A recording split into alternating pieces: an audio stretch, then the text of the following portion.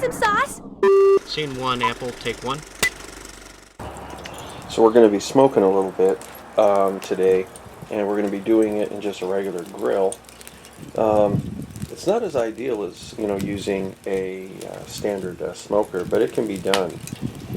The important thing is you end up trying to minimize the amount of heat, and of course you end up putting in wood chips that will actually end up smoking instead of burning. And I have started the chimney here to get some regular lump charcoal started. Now this is going to be almost like the microwave method of smoking. In other words, you're not going to be smoking for hours and hours and hours. The only way that you're going to be able to do that is with indirect heat off to the side. You have to do it in small increments, whatever you're going to be smoking. And you're going to have to be messing around with the vents and stuff like that on your barbecue grill quite a bit to kind of keep the temperature down about 220 or so. So occasionally I'm seeing a flame kind of pop out of the top here, and I know at least 3/4 of the coals are red hot, okay? And ordinarily, if I was going to be kind of flash barbecuing, it's kind of like what I call it, I would actually wait until the fire was even a little bit higher, okay? But in this case, I'm not. And what I'm going to do is I'm going to pour this all kind of on one side of the grill. The stuff that is not charred yet is going to be on the very, very bottom.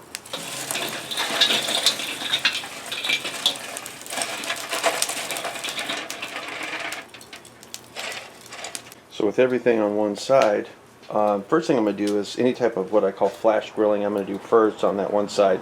I got a couple of steaks I'm going to throw on there. And generally, with steaks and things like that, if you want the grill marks, you let it get real hot before you throw your steak on there. And just like that. And it should do a pretty good job on giving you those marks. Okay, so we've got all the coals on one side, and the bottom vent allows air that's going to be traveling from the bottom up. And as heat rises, it's going to escape through the top, and it's going to suck in air from the bottom. If you have the bottom completely sealed off, or if there's a bunch of ashes or something down there to prevent airflow, the coals are going to die out. If it's open too much, it's going to get way too hot inside here, and you really won't be smoking as much as you're going to be baking. So right here, I've got my wood chips. I have been soaking in water. If you do not want these to actually become fuel, you put them in a little bit of aluminum foil and close up the aluminum foil so air can't really get in there. But what I'm doing is I'm going to be putting it kind of right on top here. And I really don't need a lot. And this will smoke for about 15 minutes after I get it started.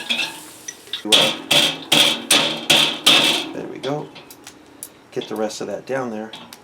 And I'm going to be focusing my chicken back here.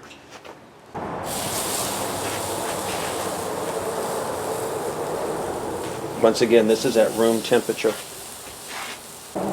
You want to try to keep this away from direct heat if possible so it doesn't create any type of grease fire. And every now and then I'll come back out and I'll check to see if one of these pieces of chicken is getting a little overcooked. And if it is, I'll try to move it around a little bit according to the singe marks that I see on the chicken. But with this being at room temperature, this chicken, as well as the temperature of this grill, okay, shouldn't take too long for this to cook. We can control the temperature even more by controlling the amount of airflow. If we completely kill off the airflow, though, what we're going to end up with is coals that are dying out because they don't have enough oxygen to continue burning. Okay, in this particular case, we're seeing the smoke and everything come up just like we kind of wanted it to. And what we can do is close that up just a little bit more, and then also underneath close it up a little bit more. Right now underneath I barely have any going in there already, okay, but by doing that it'll start kind of suffocating this a little bit more. The temperature will drop, okay. That's going to be the hardest part of smoking anything, but you can do all of that even before you put any meat inside the grill. We're going to come back in about 10 minutes and lift up the lid and see how we're doing, and I expect to see some smoky chicken. Okay, I had opened up the vents a little bit because the coals were kind of dying off. But as you can see here, that is smoked chicken, and it's not overcooked, right? We're not getting any hardcore burn marks or anything like that. No carbonization, right? And what you can do is, when you know that the coals are starting to die out, just take the lid off for about 5 minutes. Wait till you see that they're starting to get hot again. Put the lid back on. We'll give this a couple of minutes, get it hot, and we'll put the lid back on. And we'll just let it continue doing its thing. Okay, so this has been inside here for probably a good 45 minutes. And I gotta tell you, it's so damn hot out here. I don't even know why I use charcoal. I haven't had to change the charcoal either, by the way.